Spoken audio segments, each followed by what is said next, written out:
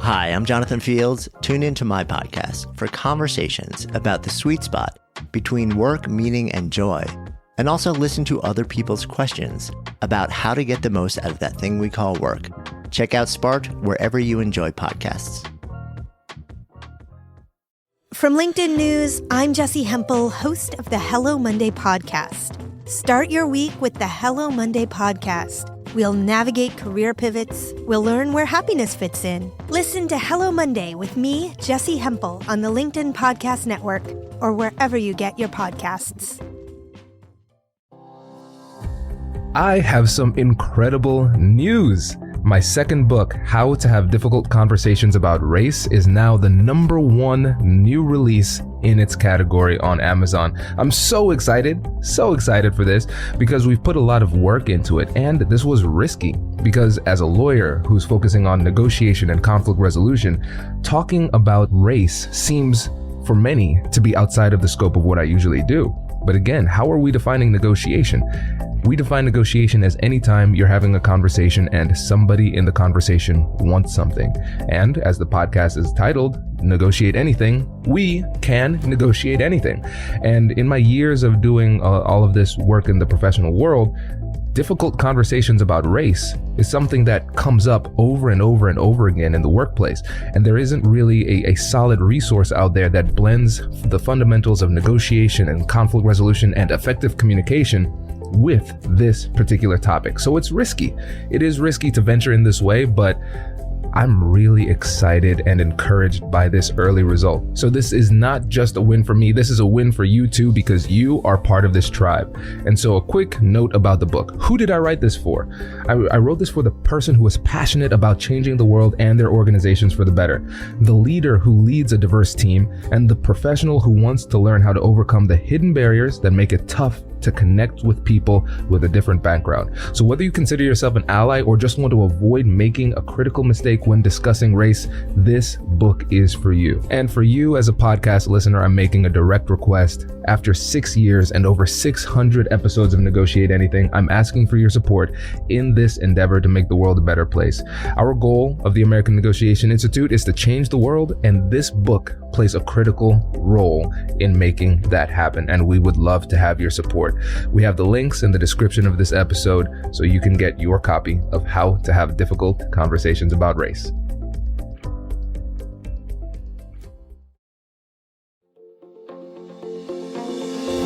Hello, my friends, and welcome to another exciting episode of Negotiate Anything. This show is produced by the American Negotiation Institute, and with over 5 million downloads and listeners in over 180 countries, listeners just like you have made this the #1 negotiation podcast in the world. Hi, my name is Kwame Christian, and I am the founder and CEO of the American Negotiation Institute. Here at ANI, we believe that the best things in life are on the other side of difficult conversations, and we are passionate about providing you with the best content that will help you to make your difficult conversations easier, both at work and at home. Lastly, I want to remind you that we offer consulting and conduct trainings, both virtually and in person, all around the world. Our focus is in 3 main areas. First, negotiation and conflict resolution. Second, leadership. And lastly, diversity, equity, and inclusion. Check the link in the description below to learn more about how we could work with you and your team. And now, without further ado, let's jump into the interview.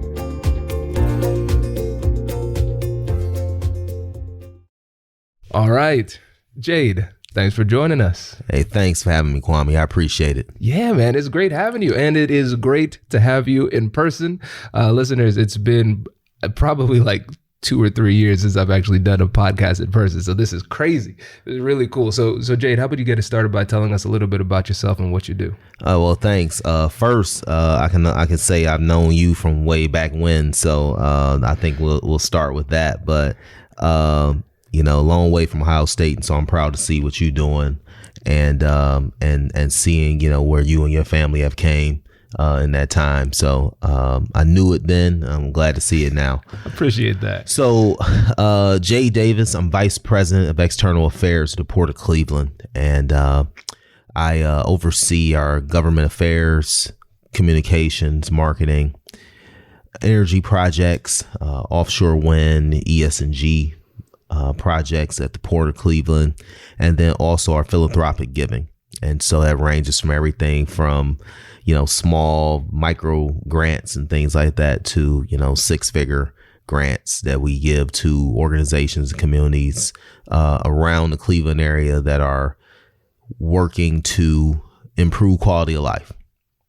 Prior to the Port, I worked in K Street in DC, and for those who aren't familiar with public policy and government, I was a lobbyist in the electric utilities industry, and then also prior to that, I during my time where I worked in the same atmosphere as Kwame at the Ohio State House and Public Utilities Commission when we were both younger, and I had much more hair, and so I have been at the nexus of public policy, business, and politics for my entire career. And, just recently finished at Harvard Business School. And I'm an alum there now and focus a little bit more on my leadership and organizational development aspect of my business school journey. And I feel that it rounded out my career preparation for this point as I go into this, sort of halftime of the career right now. Yeah, no, this is great. This is great. And so listeners, you can see why I want to have Jade on the podcast.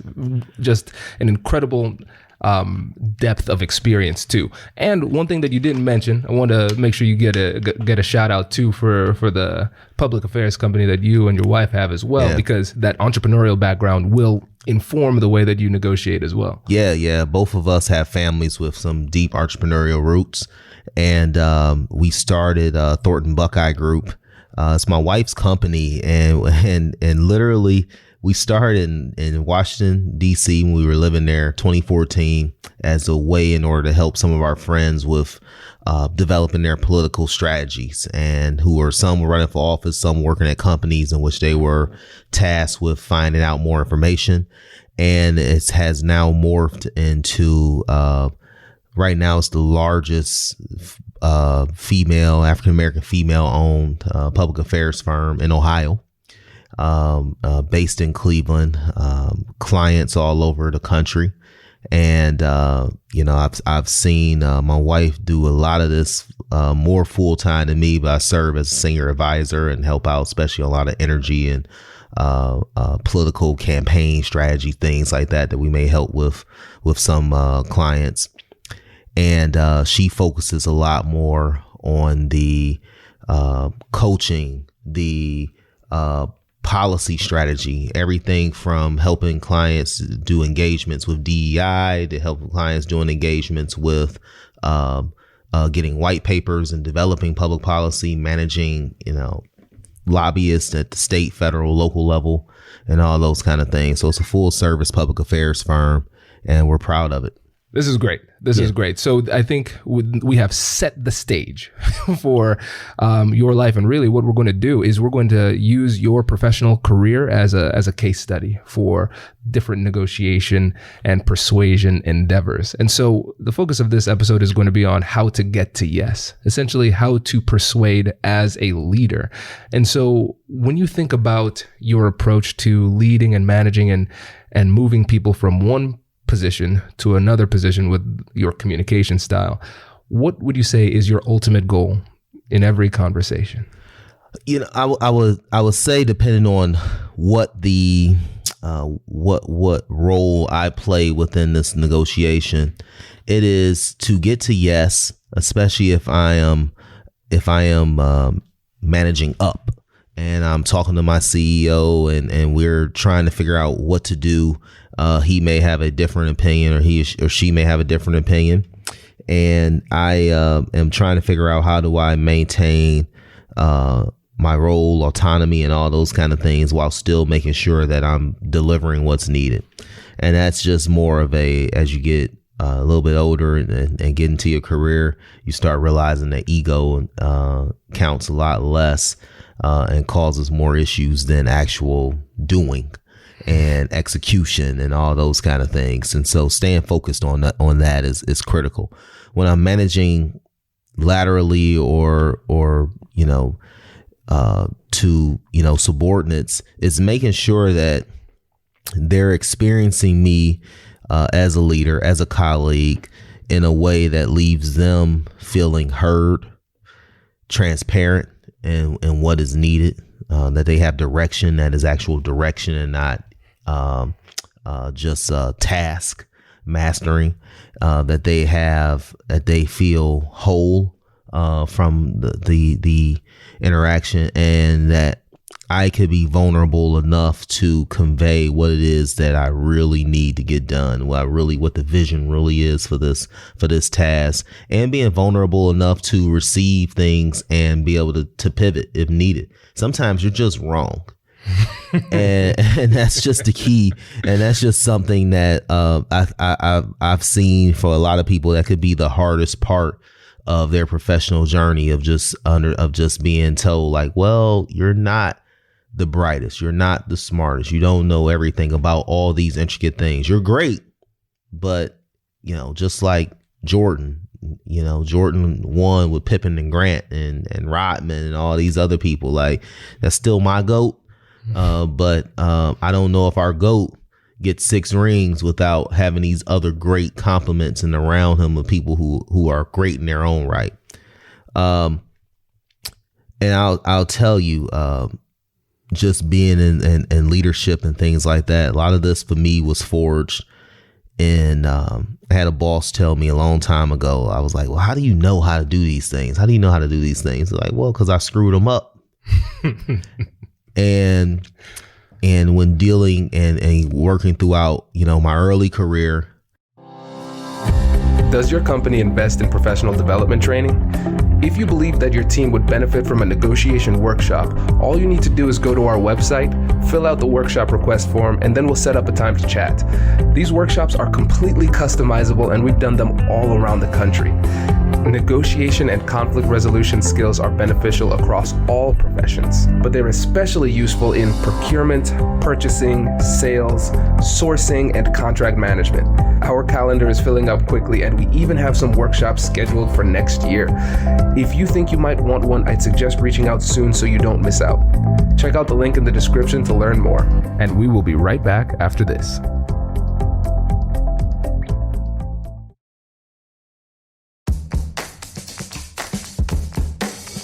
Hey you, I'm Andrew Seaman. Do you want a new job? Or do you want to move forward in your career?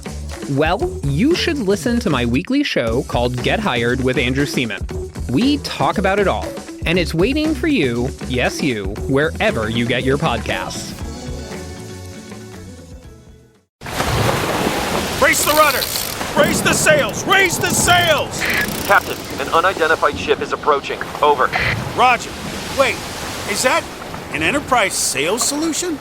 Reach sales professionals, not professional sailors. With LinkedIn ads, you can target the right people by industry, job title, and more. We'll even give you a $100 credit on your next campaign. Get started today at linkedin.com/marketer. Terms and conditions apply. Learning to lead by being willing to be a teammate first and foremost really helped me become to take the next step in my leadership journey, and what I had to realize too in my own right, like it was good, it was great, it was I had traversed pretty well by my mid-30s and had hit all the markers, as far as titles, pay, autonomy, all these kind of things.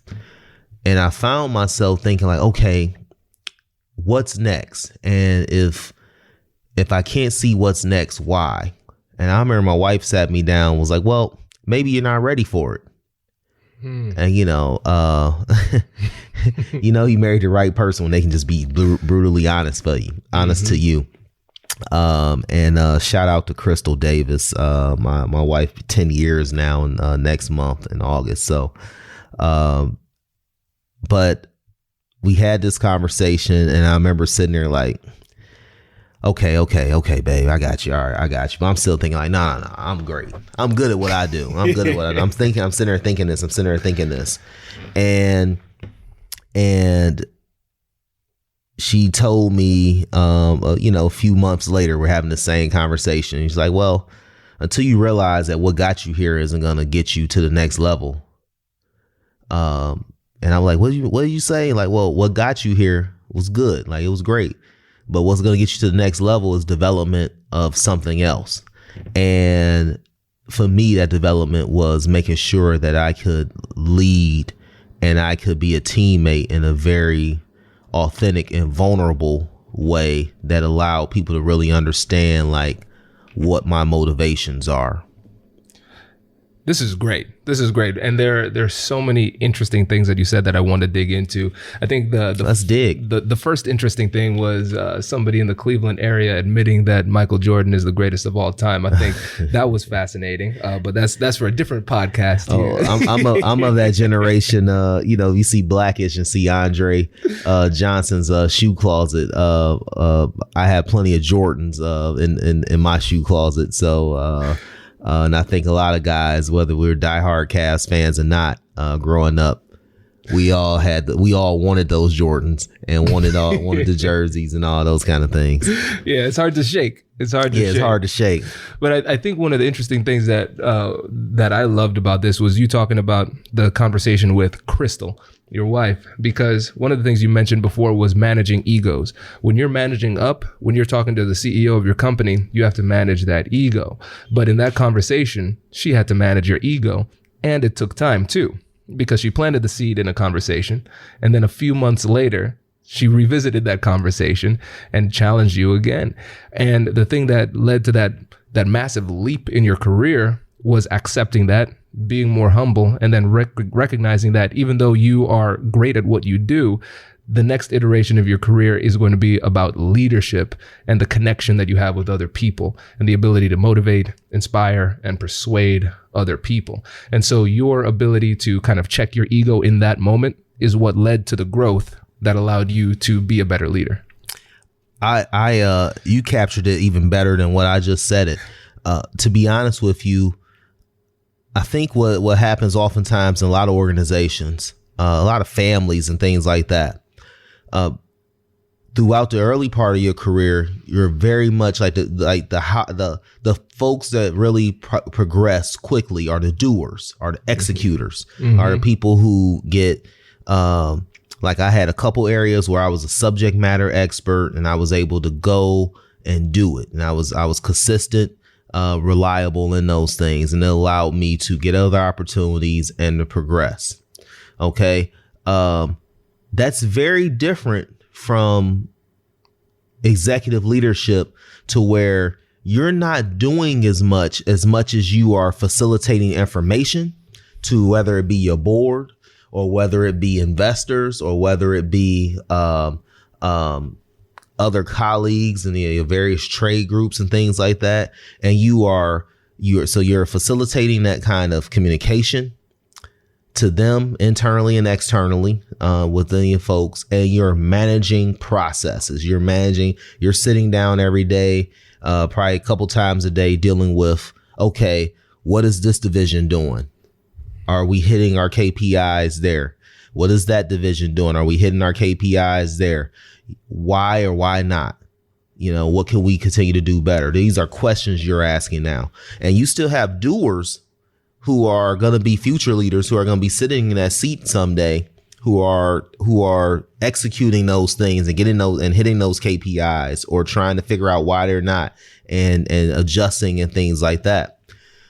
What we sometimes fail to do is that when I had got into leadership position, I was coming out of a doer mind frame. And so I'm leading as a doer, and I'm leading people who are also doers. And I'm saying, okay, let's get this done. Like, we got it, like hell or high water. Let's get this done. Let's get these things done. This is how we got to work. This is how we got to do it. And it's like, well, I'm not quite sure. I'm not quite clear on that vision. I'm not quite clear on these things. I'm not quite clear on that.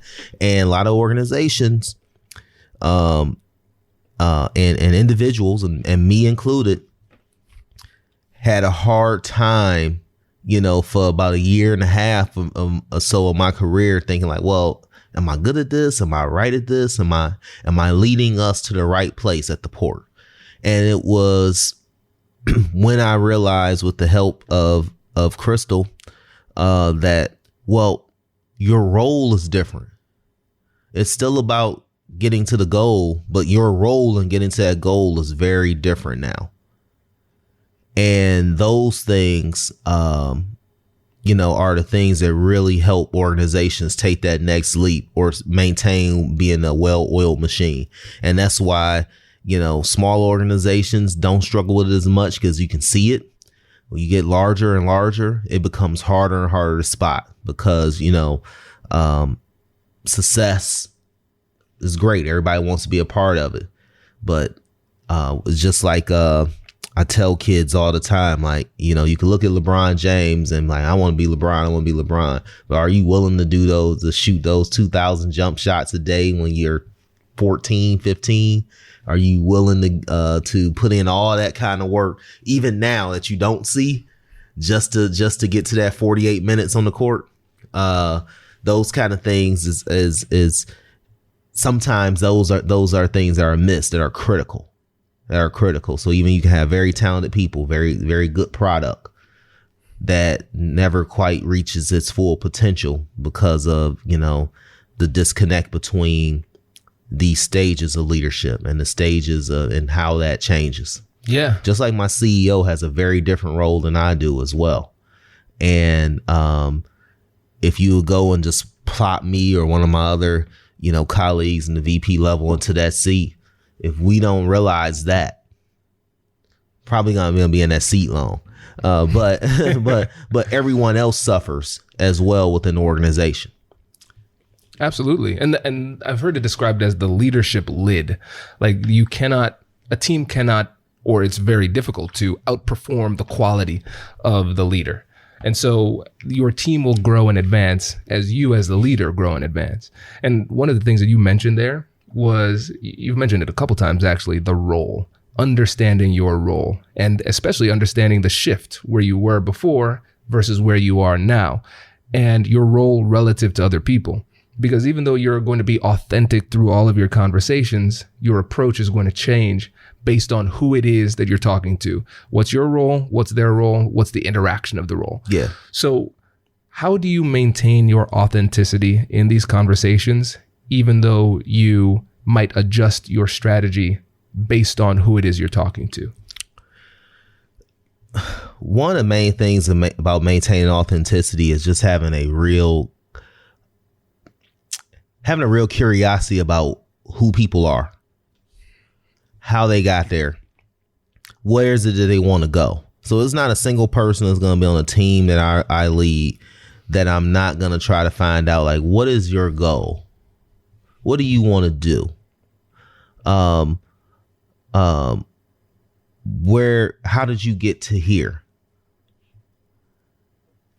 And those things will tell you a lot. And I remember, and I do that because young and very early in my career, I appreciated people that did that because it allowed me to ask questions and get feedback about things I didn't even know to ask about. And it allowed me very simple things like when I first started working at the State House, I thought I was going to be involved in more like just purely urban affairs issues.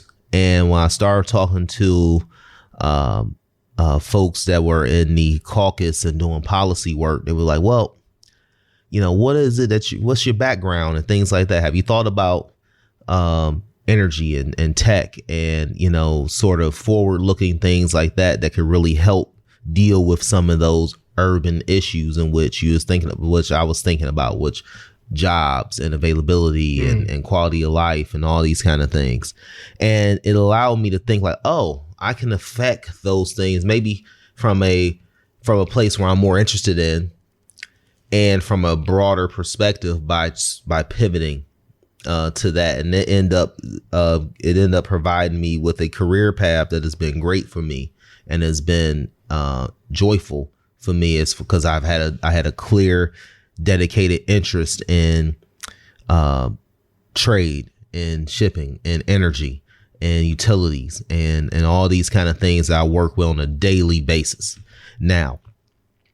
And so one thing I'm trying to do is make sure that if I'm talking with folks on my team, where is it that you've been? Where is it that you want to go? And with that, you can understand where people, like, you just ask simple questions. It's just asking the question sometimes, like, where do you feel you could be best utilized? What's the thing that gives you the best joy? And some of that is whether it's a consultant or that's external or that's working with you or internal employee. Sometimes you can develop your best talent within the organization and other places right under you by say, hey, okay, if you really want to go to law school, I really want you to sit down with our legal counsel and begin to map out what that looks like.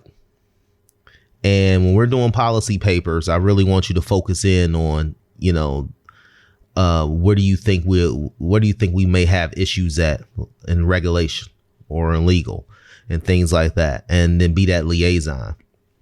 And you gain loyalty, you gain respect, but you also gain a sort of ease of working within the organization, and where people are okay now to admit, like, okay, you know what, I may have not delivered on that. I may have been wrong. This is good. So let's go back to early in your career when you were utilizing that curiosity yourself, because what you're finding, and you correct me if I'm wrong on this, Jade, you're finding that even though you had a very clear perspective on what your value add would be, focusing on urban affairs, when you started to have those conversations with other people, you started to realize that you could still fulfill your life's goal, your mission, and all of those things while still being interested in the trades, in energy, and those types of things, right? And so you were able to make a minor tweak, but still it was in alignment with your overall goal, right? To be honest with you, early on in career, it's not even early on career, throughout life, you only know what you know. You only know what you've been exposed to. Yeah. You only know what is relative to your experience. And so for a lot of folks, when especially if you're like me, you're a first generation college student, you get out of college, you work a little bit, go to grad school, you get, okay, now I got this job, I am like an adult now. And it's like, okay, I know these things, I'm going to go do these things. And it's like, well, have you ever thought about this? Have you ever thought about that? And part of that is because I had leaders who were willing to have those conversations with me. And I was able to produce very good work and have very good relationships I still have now. But the key is I didn't even know that's what I needed until it was given to me. And I don't know if my experience would have been as fruitful for me or the organization or them if they weren't those kind of leaders. And so I admit that being as fortunate of having that. But what I try to do is make sure, people feel fortunate for having the opportunity to engage with me on that level. Now, again, I'm not saying that I'm the leadership guru and I'm not you, Kwame. I'm not going to write a book about it. I don't see myself at that level yet. But what I do see is that I know that firsthand, being able to provide people space to grow is just critical. Yeah. It's critical. And that's where you see it now in job markets where people don't feel like they have a space to grow. And I hear some folks like, well, people don't want to work hard. They don't want to do this. They don't want to do that. Well, everything has to adapt.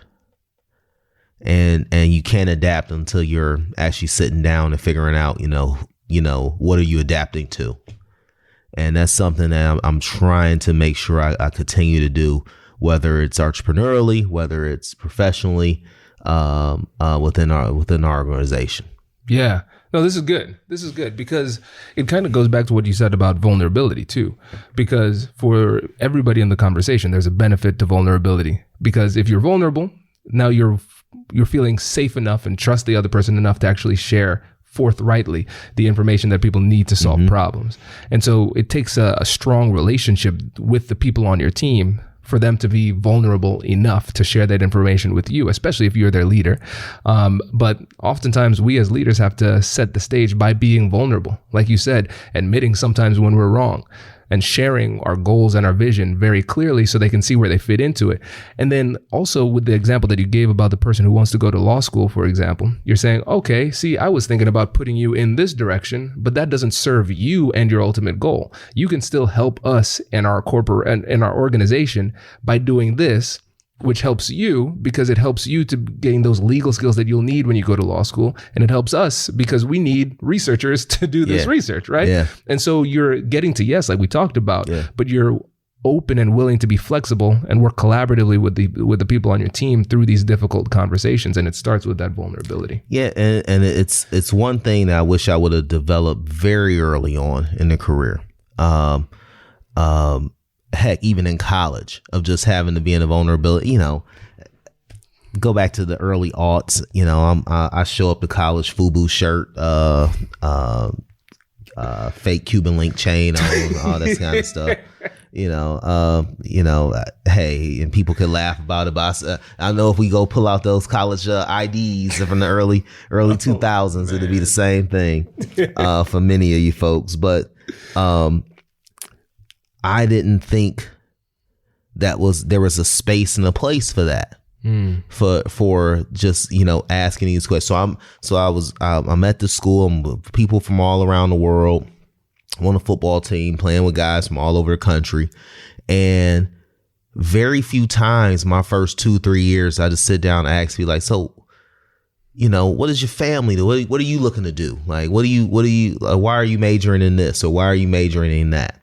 And so one thing that I'm talking with my nieces and nephews about, I always have, is like, hey, continue to network, but don't just network just to get to know folks, like get to know who they are, and all those kind of things. And I think that that is something you have to sort of learn, because I'm not quite sure that it's something you may have to unlearn, of not connecting with people, because I'm not quite sure that's something that's being taught. It's not going to be taught in school to connect with people on that kind of level. And for a lot of families, us included as parents, you know, you're trying to make sure your kids are very set on being the best versions of them. And, you know, connecting with other folks on a deeper level is very much like not a top tier issue when you're raising them. And so that's something I think that the connection piece is just critical. And I'm not saying, you know, sit down and tell folks, you know, your darkest, deepest secrets or nothing like that. What I am saying is that being open to having a conversation about the person that wants to pivot to law school, being open to a conversation of persons like, you know, this is just not, I see myself in your position one day. How do I get there? And don't take it as a threat, but take it as, okay, this is an opportunity to develop the next wave of leadership. And I'm a firm believer that the more people you develop and the more people that you help along the way, it can be very, very beneficial to you in your journey as well. The more allies you have, because that person may not take your position at your organization, but they may go take a similar position at another organization, which then you can partner up with, or you can leave and go to, and, you know, have all these kind of things, all kind of different aspects of that. And so great. I think it's just keeping the connection and being open to the connections.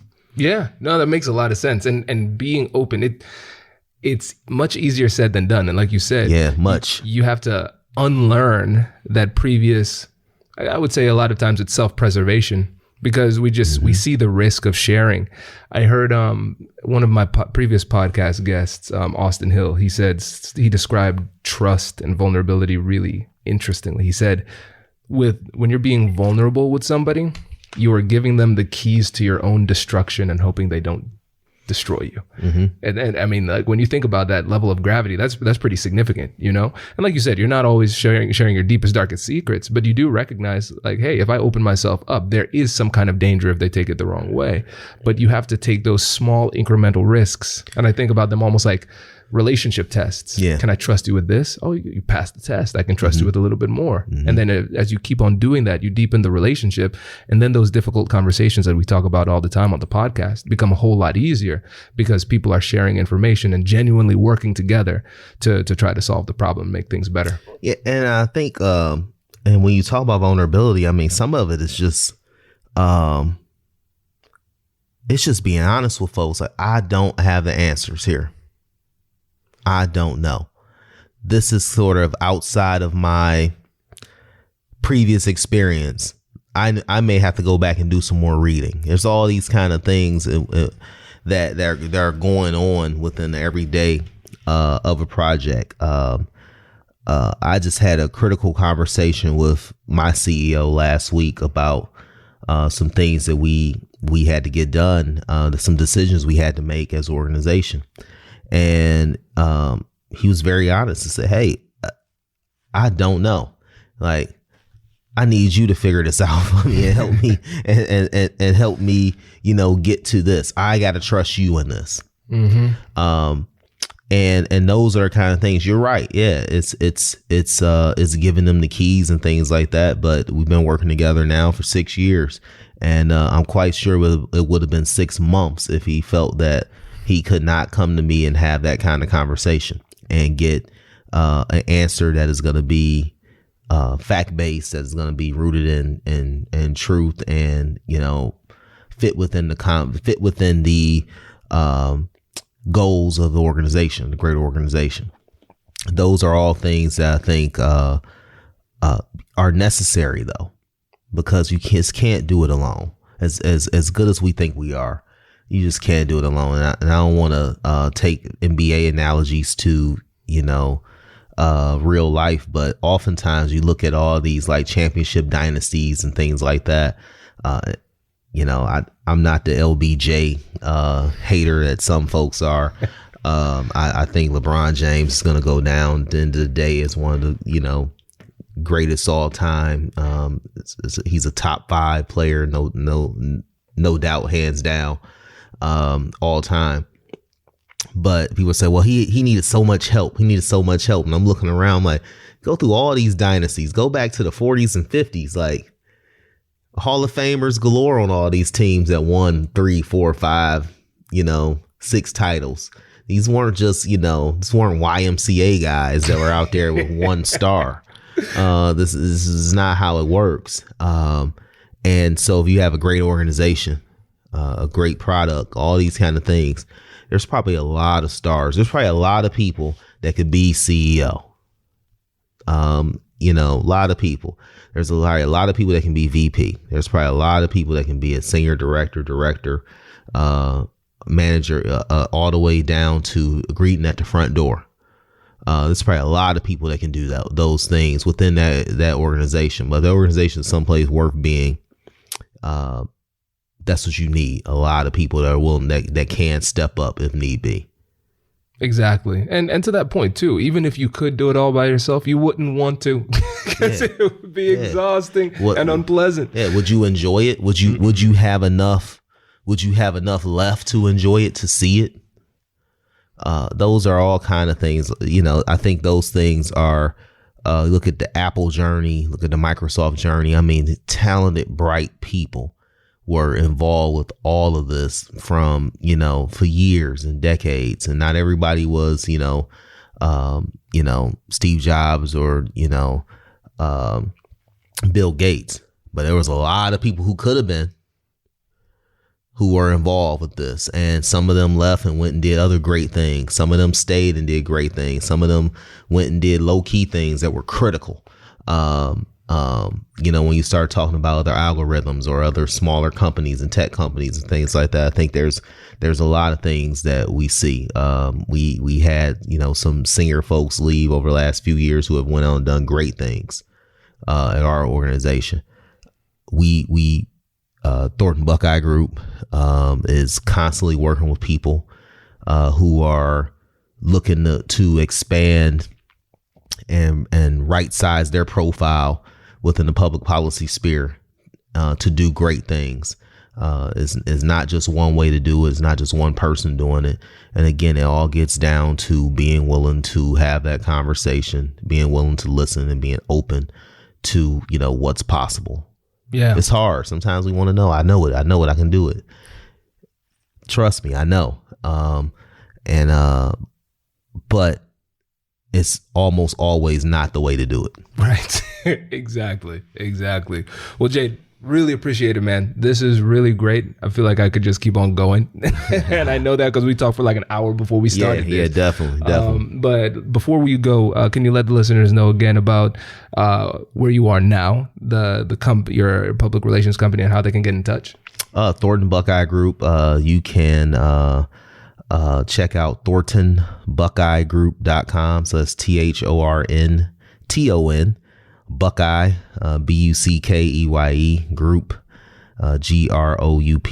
GROUP.com, or you can email C Davis, letter C DAVIS Davis at ThorntonBuckeyeGroup.com. And so it's I'm really proud of my wife. My wife is a dynamic professional in her own right, vice president of Alliance to Great Lakes. She really is the one driving Thornton Buckeye Group from a day to day, with a couple of our, key staff and consultants. And to see her as a African-American woman, young woman, take on this and with such vigor, and it's been great to see. I'm just glad I can be able to help. I'm glad I can be able to step in. And 10 years ago we said I do. So it's been great. And check it out if for your public affairs needs, Thornton Buckeye Group. Love it. Yeah, man. I tell you one thing I respect. You've always been incredibly good at getting all-stars on your team, and Crystal's a great Exactly. Yeah, definitely. So this is great, man. Really appreciate it. Go to the top, man. I want to go to the top. That's right. Appreciate it, brother. Thanks Appreciate for it. on. Thank you. Bye. Congratulations, you've just joined an elite club. By listening to a full episode, you're now officially on the Negotiate Anything team. So welcome aboard. What most team members do is they subscribe to the podcast because that allows them to automatically get the latest episodes of the show. The best things in life lie on the other side of difficult conversations. Keep learning, keep practicing, and keep getting better. Your relationships will improve, your career will soar, and you'll have the confidence you need to get the most out of these crucial conversations. Again, thank you for joining the team. We're excited to have you, and I will see you in the next episode. I'll catch you later.